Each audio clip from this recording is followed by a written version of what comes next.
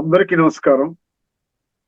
శతావధాని, గండపెండేరు గ్రహీత, గజారోహణ కవీంద్రుడు, గద్వాల మాజీ సంస్థాన ఆస్థాన కవి, కవిశంహ శ్రీ కీర్తిశేషులు శ్రీ పోకూరి కాశీపతి అవధాని రచించిన శ్రీ సిద్ధయోగి చరిత్రము ఈరోజు కావ్య పఠనము శ్రీ నూతలపాటి వెంకటరత్న శర్మ గారు చేస్తారు. శర్మ గారికి ఆహ్వానం.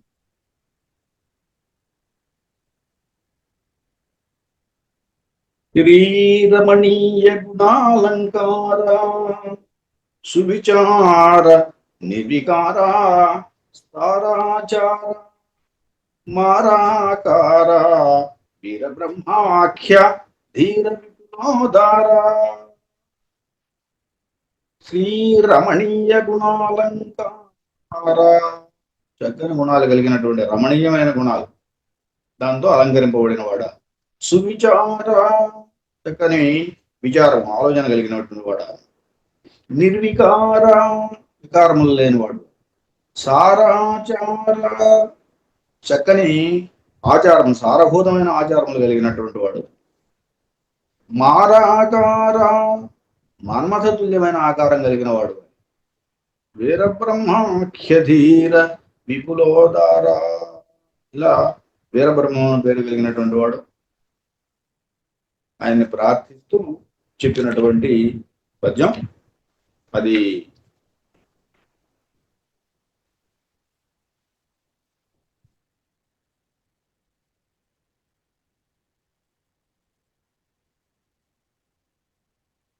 నిన్నటి కథలో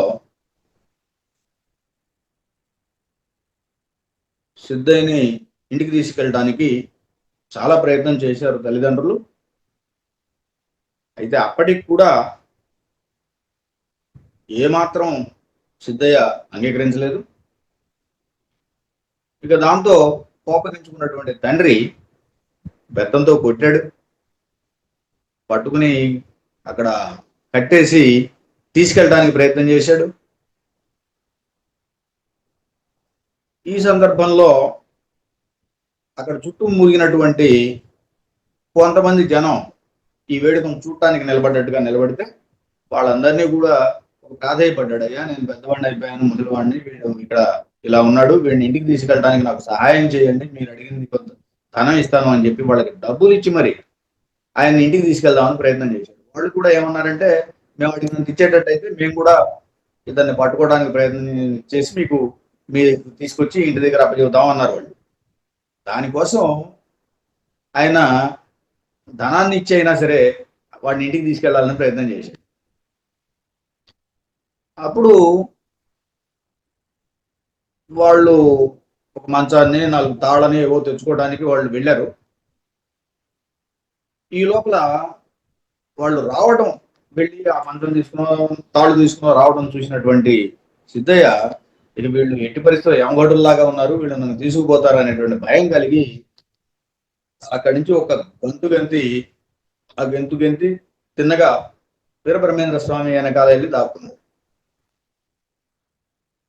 అప్పుడు తండ్రి, అయ్యా మీరన్నా చెప్పండి, మీరు పంపించండి, వెళ్ళమని చెప్పారు కదా ఇందాక, అలాగే మళ్ళీ ఇప్పుడు నాకు వాడిని అప్పచెప్పండి అని అడుగుతాడు. అప్పుడు ఆయన ఏమంటాడంటే, వాడు భయపడుతున్నాడు. అంటే ఇక్కడ ఈ మధ్యలో ఒక చిన్న సంఘటన ఉంది. అదేమిటంటే, ఈ పిల్లాడు ఎవరు, ఇక్కడికి వచ్చి ఇలా ఎందుకు ఇచ్చేస్తున్నాడు, దీని వెనకాల ఉన్నటువంటిది ఏమిటి అని ఒక్కసారి తన దివ్య దృష్టితోటి, అంతర్దృష్టితోటి చూశాడు. అప్పుడు ఆయనకి ఏం కనిపించిందంటే, పూర్వం ఇంతకు ముందు జన్మలో ఒక క్షత్రియుడై పుట్టి గోహత్యా పాతకంలో పడి ఇబ్బంది పడ్డప్పుడు ఈ స్వామి దాన్ని తప్పించడం కోసం, గోహత్యా పాతకం తప్పాలంటే ఏం చేయాలి, మళ్ళీ ఉత్తర జన్మలో జన్మించి తన దగ్గర శిష్యుడై ఉండేటట్టుగా ఆనాడు ఆయనకి మాట ఇచ్చాడు. ఆ మాట ప్రకారం ఈ వచ్చిన వాడు ఆయన అర్థం చేసుకున్నటువంటి స్వామి వీడిని ఏ విధంగా అయినా వీడిని పంపించడానికి వీల్లేదు అనుకున్నాడు. అనుకుని ఏం చెప్పాడు తండ్రితోటి, నేను ఒక 10 రోజులు ఉంచి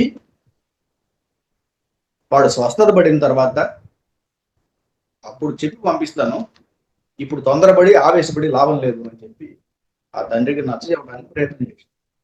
దానికి ఆ తండ్రి కోపగించుకుని పెంచి పోషించి ఇంత చేసినటువంటి మాకు వాడిని తీసుకెళ్ళడానికి హక్కు లేకపోయింది, ఏ 10 రోజులో అన్నం పెట్టినటువంటి మీకు వాడి మీద అధికారం వచ్చింది, ఇట్లా కాదు నీ సంగతి చూస్తాను, అక్కడ నవాబు గారు ఉన్నాడు, కడప నవాబు, ఆయన రాజు, ఆయన దగ్గరికి వెళ్ళి నీ మీద నేరారోపణ చేస్తాను, ఏ రకంగా అయినా సరే నా పిల్లాన్ని నేను తీసుకెళ్తాను, చూద్దు గారు నా తడాక అని చెప్పి ఒక ఛాలెంజ్ చేసి అక్కడికి వెళ్ళి నవాబు దగ్గరికి వెళ్ళి ఏడుస్తూ మొత్తుకుని, ఇట్లా నా కొడుకు ఇట్లా వెళ్ళాడు, అక్కడెక్కడో వీరబ్రహ్మేంద్ర స్వామిని విశ్వకర్మ కులానికి సంబంధించిన ఆయన మతభ్రష్టుని చేశాడు, నా కొడుకుని నాకు కాకుండా చేశాడు, కులానికి కూడా చెడు తెచ్చాడు, మహమ్మదీ మతాన్ని మార్పిస్తున్నాడు, కాషాయ గుడ్డలు కట్టాడు, ఇలా చేసినటువంటి వాడిని మీ కులాభిమానం కలిగిన మీరు ఎట్లా ఉపేక్షించడం కాదు, నా కొడుకు నాకు అప్పచెప్పించండి అని చెప్పి అక్కడ దానికి రాజుగారికి కూడా కోపం వస్తుంది. కోపం వచ్చి ఆ గురు శిష్యులు ఇద్దరిని తీసుకురమ్మని చెప్పేసి పట్టుల్లో ఇలా ఈ కథ కొంత ముందుకు సాగింది. మనం ప్రస్తుతానికి కథలో పోతాం.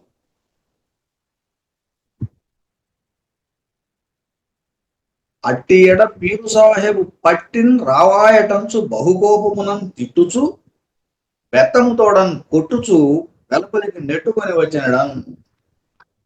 అట్లా వాడిని కొట్టుకుంటూ వెలుపలికి లాక్కొచ్చడానికి ప్రయత్నం చేశాడు.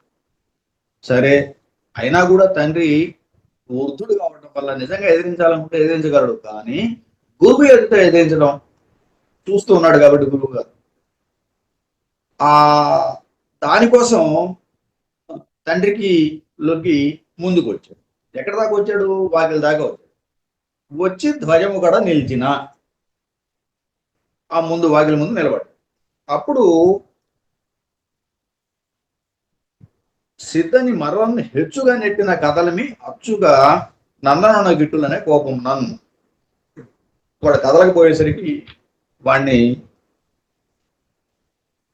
నీవు పయోధిలో విషము ప్రాదుర్భూతమైనట్లు, క్షీర సముద్ర మదనంలో విషం పుట్టింది ముందు అన్నిటికన్నా, దాన్ని శివుడు మింగాడు కదా లోకాలని బ్రతికించడం కోసం, వాటి స్థితి కోసం విషాన్ని తన గర్వం నింపుకున్నాడనే నీలకంఠుడని పేరు వచ్చింది. అలా తాళ సముద్రంలో విషం పుట్టినట్టుగా నీవు మహమ్మదీయ మతంలో పుట్టి ఇలా భ్రష్టత్వాన్ని చెంది మమ్మల్ని అందరినీ కూడా ఇబ్బంది పెడుతున్నాం అని చెప్పేసి ఆయన అంటున్నాడు. దానికి ఆయన ఏమంటాడంటే, నువ్వు కొట్టినా తిట్టినా భయపెట్టినా రాను టెంకికి అన్నాడు. మన నివాసానికి నేను రానంటే రాను అన్నాడు. టెంకి అంటే నివాస స్థానం. అప్పుడు ఆయన ఏం చేశాడంటే అక్కడ కట్టేశాడు, చేతులకు రెండింటికి ఒక పైన ఉన్నటువంటి ఉత్తరీయం లాంటిది తీసి శుభ్రంగా కట్టాడు. కట్టి వాడిని ఎట్లా తీసుకెళ్లాలా అని చూస్తున్నాడు. ఇంతలో ఈ తతంగం అంతా చూస్తున్నటువంటి ఊరు జనం కొంతమంది అక్కడ ఉన్నారు. అయి ఎదురంతను చూడనే గురించిన జనపాళి గిట్లనియన్ ఏమన్నాడు? జనపాళితో ఏమంటున్నాడు? ఈతడు పారిపోవు కావున దయభూని పట్టుకొని పుణ్యము గట్టుకొండు కట్టివేతును అటుపైన్ పురంబునకు తోడ్కొని పోవును పంబు చూచెదను. నేను ఇట్లా కట్టేస్తాను, అక్కడి నుంచి నాకు మా ముడుమాలకు ఎట్లా తీసుకెళ్లాలో ఒక ఉపాయం ఆలోచిస్తాను. వృద్ధుడను నేను కుర్రవాడితడుగా అనసాధ్యపడకుండు మిరలి సాయమండు చేయదనుచు సలాములు చేయ. కొన్ని పదాలు ఉర్దూ పదాలు వాడాడు, సలాములు.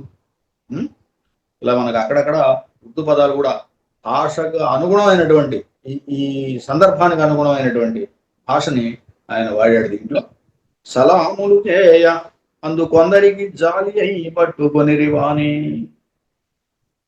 వాళ్ళందరికీ నమస్కారాలు చేసి అయ్యా నాకు సహాయం చేయండి అని అడిగాడు. వాళ్ళలో కొంతమందికి జాలిపడి వాళ్ళు కూడా ఇతన్ని పట్టుకోవడానికి సుముఖత వ్యక్తం చేశారు. ఇలా ఇతన్ని పట్టుకుని తీసుకెళ్దామని ఆయన ఉద్దేశం. పట్టిన ఎంతని తనయు పానుయుగంబును బట్టి తండ్రి బల్ కొట్టుచు మేలికంబునకున్ గదించి నిజాంశుకంబుతో గట్టిగా కట్టి వేసి అటగలిగిన వారలకిట్లు బలికనో దిట్టరులార వీని కొని తెండెవరేనియు కూలినిచ్చేదను. గట్టిగా వాళ్ళు పట్టుకున్నారు. దాంతో ఇతను పైన ఉన్నటువంటి వస్త్రం తీసి ఆ చేతులు కట్టేశాడు. ఆ తర్వాత వీడిని నాతో పాటు తీసుకురండి, మీకు ఎవరు కూలిస్తాను అన్నాడు. దానికి వాళ్ళు ఎంత ఏమిటి అనేది తర్వాత మాట్లాడుకున్నాడు.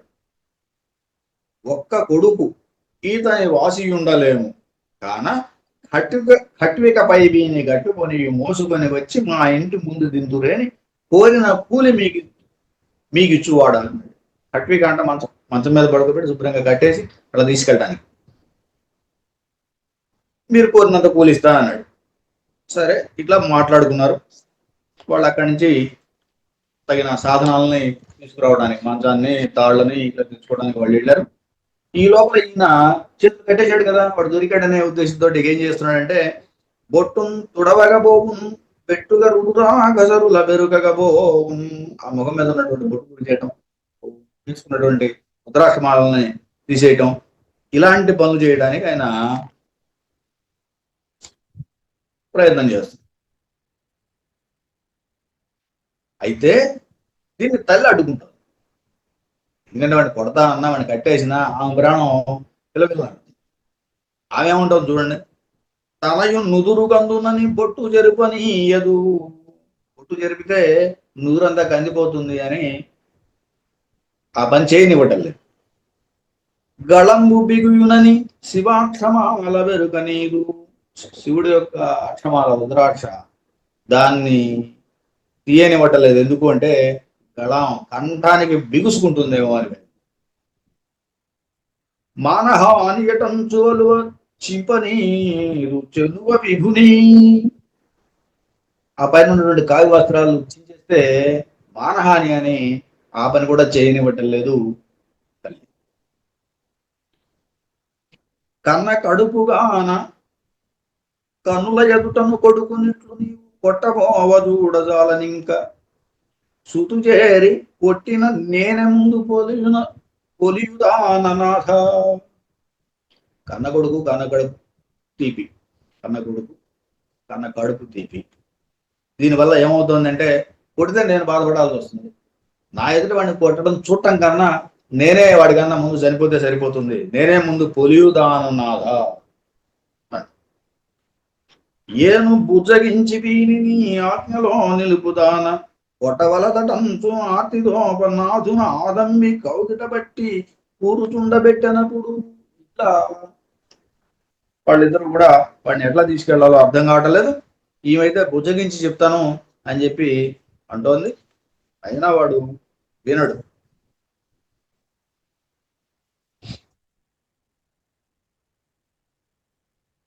సరే, ఈ లోపల వాళ్ళు అవన్నీ తీసుకుని వచ్చేసరికి వాళ్ళని చూశాడు. ఈయన చూసి వాళ్ళంతా ఒక పెద్ద ఎలా ఉన్నారు, యములలాగా అనిపించారు వాడికి. అందువల్ల అది చూసి వెంటనే ఆయన అక్కడి నుంచి తప్పించుకుని గురువు గారి చాటుకొచ్చి నిలబడ్డాడు.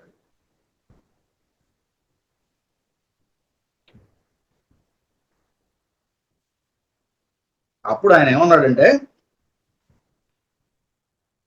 చూడగా భీతిమై శరణుదొచ్చిన శాస్త్రవునేని కోవిదల్ వీడరుగాన, నేనిప్పుడు వీనిని నిర్దయతోడ వీడగా పాడియే, నీకు తీవ్రపడ భావ్యమే సమధి చేసి వీనినే ఏనాడో రహింప నీరు సదనంబున కంపెద పొమ్ము వేడుకన్. భయంతో వచ్చి శరణన్నటువంటి శత్రువునైనా కూడా వదలం కాబట్టి, వీడు భయంతో నాయనకు వచ్చి దాక్కున్నాడు కాబట్టి ఇప్పుడు వీడిని పంపించడం న్యాయం కాదు. నీవు కూడా వేగిరిపాటులో ఉన్నావు, తొందరపాటులో ఉన్నావు, అది భావ్యం కాదు.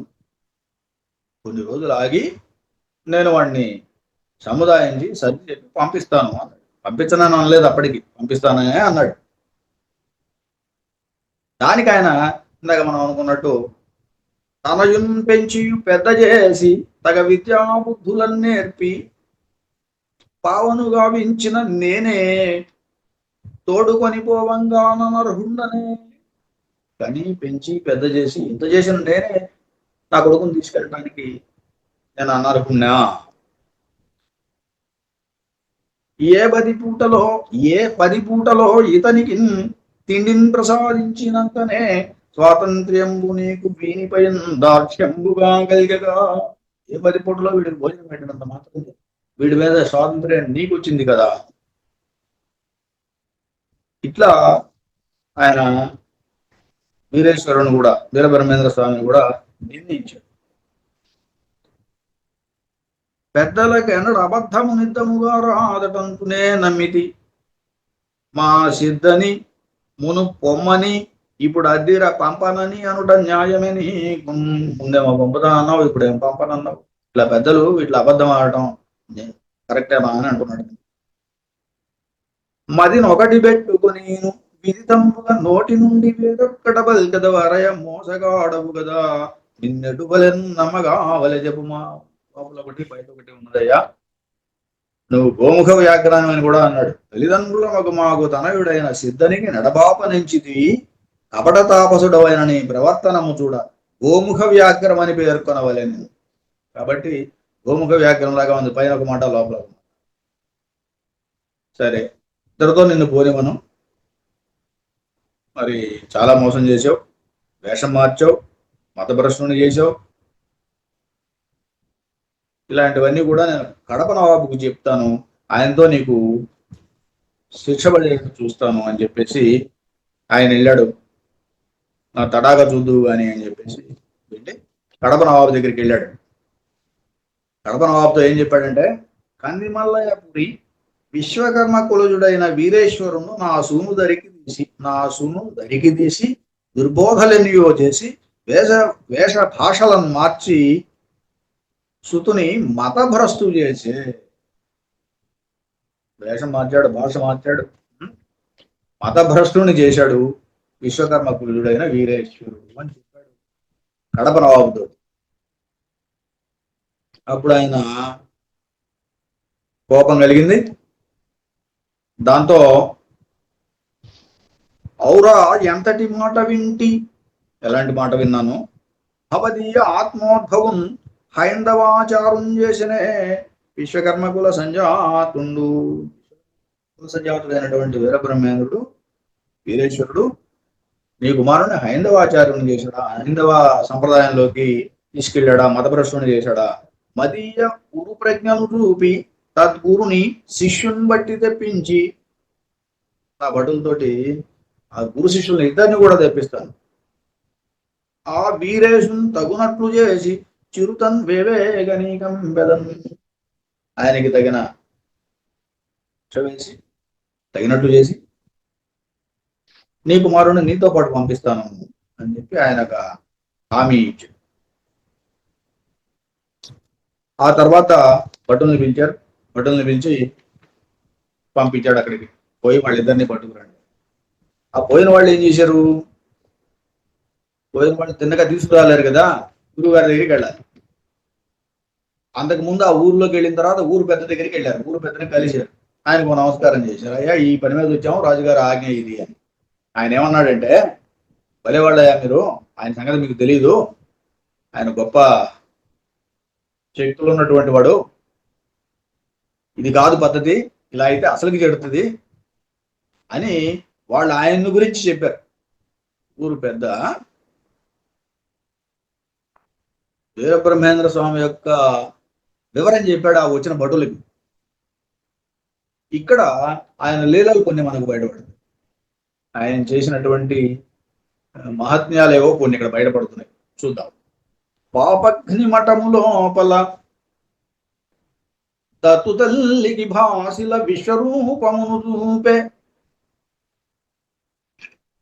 బనగానపల్లెయందునను బ్రహ్మానందునకు సంపారాంధత్వముడిపే పెద కొమెర్లపురంబున దశం తమిద సంకటి ముద్దను పరమాన్నముగా నచ్చే కందిమల్లయపురి గ్రామ దేవత చేరి పిలిచియు నిప్పు తెప్పించుకొనియే ఊరి శ్రీమద్ విరాట్ పోతులూరి వీర గురుడతడు తుడి సామాన్య నరుడే తలప అట్టి జగదేక మహనీయు నరసియటుల పట్టుకొని పోవనే తురి పట్ల మీరు.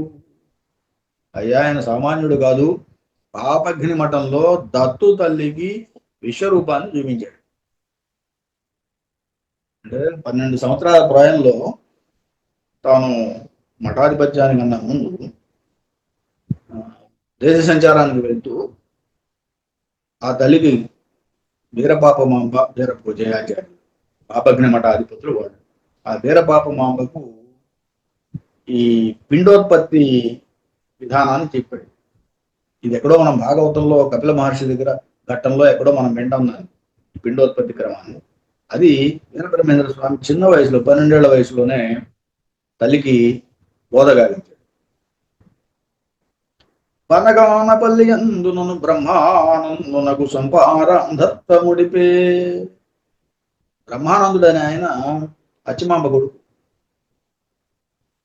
ఈ అచ్చమాంబ యొక్క కొడుకు పుట్టుకతోటే అంధుడు, గుడ్డివాడు.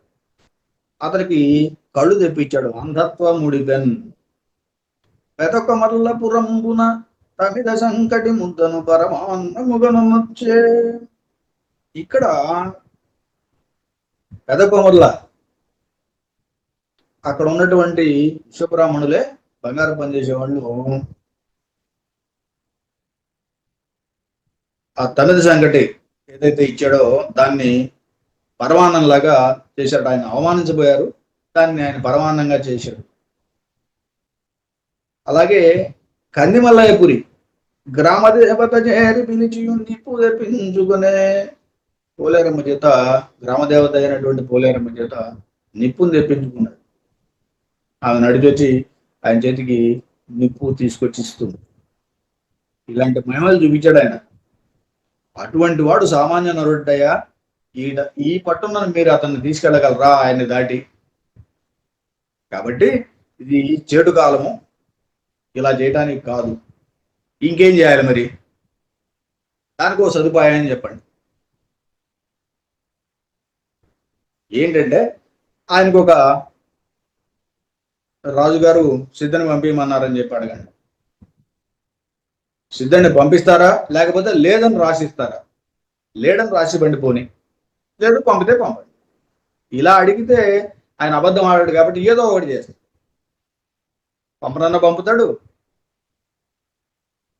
లేడని రాయలేడు కదా, అందువల్ల అట్లా వాళ్ళొక సలహా చెప్పి ఆయన్ని పంపిస్తారు, ఆ భటులను పంపిస్తారు. భటులు అదే ప్రకారంగా వీరబ్రహ్మేంద్ర స్వామి దగ్గరికి వచ్చి అడుగుతారు, అయ్యా ఇది ఆయన శిక్ష వేశారు కాబట్టి ఆయన్ని మేము తీసుకెళ్ళాలి. ఇద్దరిని తీసుకురమ్మన్నారని చెప్పలేదు. విని వీరేశ్వరుడు ఇట్లనే, ఓ భటులారా, సిద్ధడ అస్మద్గృహమందున లేడని కళ్ళలెటులా కొనగని లిఖియంతు వెంట కొనిపోండని నన్ను. అతని ఏమన్నాడు? లేడని నేనెట్లా అబద్ధం చెబుతాను? అస్మద్గృహమందున లేడని కళ్ళలెటులా లిఖియంతు, అట్లా కళ్ళలు రాయలేదు, వెంట కొనిపోండి అతని, వెంట తీసుకుపోండి అని చెప్పి ఈ సలహా ఇచ్చింది కూడా గ్రామ పెద్ద. సరే, శిష్యుడి వైపు చూసి అని తెలుపుచు సిద్ధను కనుకొని, యో శిష్యవర కడపకున్ వీరలు వెంటను పోయి మరల నిటకున్ ఘనతర జయముగను రమ్ము క్షమాపతి ఒకడన్. కావ్యార్థ సూచన కూడా ఇక్కడ ముందే జరిగింది. ఏమిటట? వెళ్ళి మరల ఇటకు ఘనతర జయంతో రా, జయముగను రమ్ము. మాపతి ఒగడం. అక్కడ నవాబు ఒగడగా అంటే వెళ్ళటం, ఆయన పెట్టే పరీక్షలో గెలవటం, మళ్ళీ తిరిగి ఆ రాజుగారు పొగడగా ఇంటికి చేరటం. ఇది కథకి భావ్యార్థ కథా సూచన, రాబోతున్నటువంటి భావి కథా సూచన. సరే, అక్కడ ఏం పరీక్ష పెట్టాడు, ఎలా వచ్చాడు చూద్దాం. అయితే ఈయన ఏమన్నా అంటే,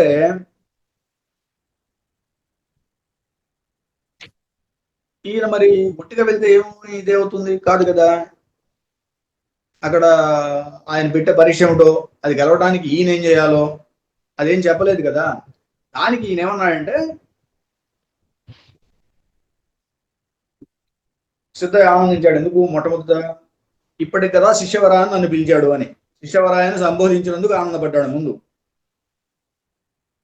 ఆ తర్వాత నన్ను తిరిగి వస్తావు విజయం పొందేటట్టుగా దీవించాడు. అంటే దానికి ఈయన ఒక ఇది ఇచ్చాడు, చూద్దాం. పనగానపల్లియ పరిసరాటవిలోన కర్రనూనె ఆలగాచనెత్తి. ఇక్కడ ఒక మంచి పద్యం, ఇది చూద్దాం. పనగానపల్లియ పరిసరాటవిలోన కర్రనూనె ఆలగాచనెత్తి, ప్రాజ్ఞులు ఎన్నగాను కాలజ్ఞానమును గ్రంథరాజంబు నింపుగా రాశనెత్తి, గుణవతి తిలకమౌ గోవిందమాంబకు గడమునందున పుస్తిగట్టెనెత్తి, నేటుగా బ్రోలేరు నిపు దక్షిణయనం యసంగగణ గొనగొప్పగా నంది కొనియనెత్తి, అట్టిని పాణి మన్మస్తకాగ్రమందును నిచి దీవించి కారణమొసగుదునని ఎసగ మెసగ గణ భయంబు నియగదవే దివ్య గుణ సాంద్ర శ్రీ వీరదేశికేంద్ర. ఈయన ఆశీర్వదించాలనేటువంటిది ఆయన కోరిక. అలా అయితే వెళ్తాను అని, వెళ్ళటానికి కూడా ఆయనకి ఒక ధైర్యం వస్తుంది. ఎన్ని చిక్కులు కలిగినా కూడా వాటి నుంచి దాటడానికి గురువు యొక్క ఆశీస్సులు అవసరం అనేది ఇందులో మనకు కనిపిస్తుంది. పైగా ఆ చెయ్యి ఎలాంటి చెయ్యి అని చెప్పాడంటే, మనం కనుక భాగవతంలో ఎక్కడో ఒక పద్యం ఉంది, ఆదిం శ్రీసతి కొప్పుపై హంసవత్తరీయంబుపై, ఇలా విష్ణువు యొక్క చెయ్యి పైనుండి నా చెయ్యి కింద ఉంది, విష్ణువు యొక్క చెయ్యి కింద ఉంది, నా చెయ్యి పైన ఉంది అని బలి చక్రవర్తి ఆ సందర్భంలో చెప్పిన పద్యం. విష్ణువు యొక్క చెయ్యి కింద ఉంది, 3 అడుగులు నేల అడిగాడు, నా చెయ్యి పైన ఉంది, నేను ఇచ్చేవాడిని అయ్యాను అనే బలి చక్రవర్తి భావన. ఆ పద్యం అది. ఇది ఆదిన్ శ్రీసతి పప్పుపై తనువుపై హంసోత్తరీయంబుపై. సరే, ఆ పద్యం కాదు, ఈ పద్యం సంగతి చూద్దాం ముందు.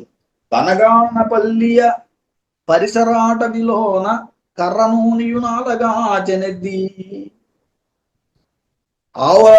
ఆవుల మందను బనగానపల్లిలో గరిమిరెడ్డి అచ్చమ్మ ఇంట ఉండి చిన్న వయసులో ఆవులను కాచాడు. కర్రనూనియునాలగాచెనెద్ది, అటువంటి హస్తం. ప్రాజ్ఞులెన్నగను కాలజ్ఞానమును గ్రంథరాజంబు నింపుగా వ్రాసినెద్ది. ఆయన ఆ గుహల్లో కూర్చుని అక్కడ కాలజ్ఞానాన్ని రాశాడు. అదిగో కాలజ్ఞానాన్ని రాసినటువంటి హస్తం. గుణవతి తిలకమౌ గోవిందమాంబకు గళమునందున పుస్తెగట్టెనెత్తి, గోవిందమామని వివాహం చేసుకున్నాడు, ఆ మంగళసూత్రాన్ని కట్టినటువంటి చెయ్యి. నేటుగా పోలేరు నిప్పిదచ్చి సంగగొన గొప్పగా ఆనంది కొని ఎనద్ది. ఇందాక చెప్పుకున్నాం, పోలేరు నిప్పు తెచ్చిపెట్టమంటే తీసుకొచ్చిందని గ్రామ దేవత. ఆ నిప్పును తీసుకున్నటువంటి, ఆ నిప్పుని చేతితో తీసుకున్నటువంటి చెయ్యి. అట్టి నీ పాణి మస్తకాగ్రమందు నిచి, అటువంటి నీ చెయ్యి నా తల మీద ఉంచి కారణం అసగుదునని. కారణము అనే పదం చాలా సార్లు వస్తుంది దీంట్లో. దీనికి నిజంగా డిక్షనరీస్ లో కూడా ఏం అర్థం దొరకదు. కారణము అంటే ఏమిటని తెలియదు, ఉపదేశం అని అర్థం. కారణమొసగుదునని ఎసగ మెసగ గణ భయంబు నీయగదవే, ఆ రకంగా నాకు అభయం ఇస్తే వెళ్తానంటున్నాడు. దివ్య గుణ సాంద్ర శ్రీ వీరదేశికేంద్ర అని పదములన్నీ సాష్టాంగ నమస్కృతాలు ఆ గుణకు కావించున్నాడని కానీ వీరేశుడు నగి సిద్ధని కేలుకొని లేమదీసి తగని ఇట్లని ఎన్ని చిక్కులు ఘటించుతున్నగా ఆనిమదిని కారణమను మాట మరువవు గదా జగతి మామక కారణ జన్ముడవకు నీకు నేను ఉపదేశమెట్లీకయుందు. నువ్వు ఎన్ని చెప్పినా కూడా నువ్వు కారణం కారణం అంటున్నావు, కారణం ఇవ్వకుండా ఎట్లా ఉంటాను, దానికోసమే నేను ఈ జన్మ ఎత్తాను అన్నట్టుగా ఆ గురువు చెప్తూ, కడపపురమునకు జని ఇక్కడికి వరోధించినప్పుడు కారణమును నేను ఇడిగద ధ్రువముగా ఇప్పుడు ఈ వడుగకయే మహిమనిడితిని అందుము వత్స అని ఒక మహిమనైతే ఇచ్చాడు. ఏమిటా మహిమ అంటే, నీవు పాదుషా చేరున్నప్పుడు వేట్క నీవు అన్న నుడి నెరవేరుగాక, నువ్వు ఏదంటే అది అవుతుంది, నువ్వు ఏదంటే అది అవుతుంది, జయము నీకు అవుగాక, సందేహము లేక మహిమనిచ్చి కొని పొమ్ము మరల రమ్ము అని చుంచుదువి అస్తమస్తక సంయోగం ఆచరించి వీరదేశిక వరుడు దీవించినంత. అస్తమస్తక సంయోగం తన చేతితోటి ఆయన తల మీద ఆ రకంగా చుంచు దువ్వి అన్నాడు. చుంచు అంటే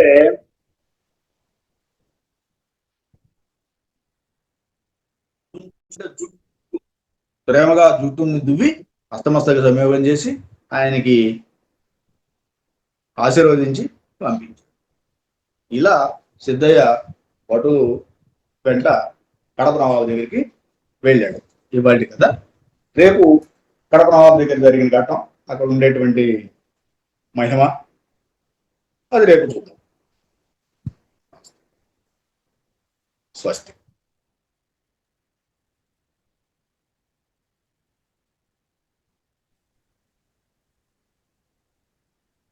శ్రీ పోకూరి కాశీపతి అవధాని విరచిత శ్రీ సిద్ధయోగి చరిత్రము కావ్యంలో కొంత భాగం పఠనం చేసిన శ్రీ నూతలపాటి వెంకటరత్న శర్మ గారికి ధన్యవాదాలు.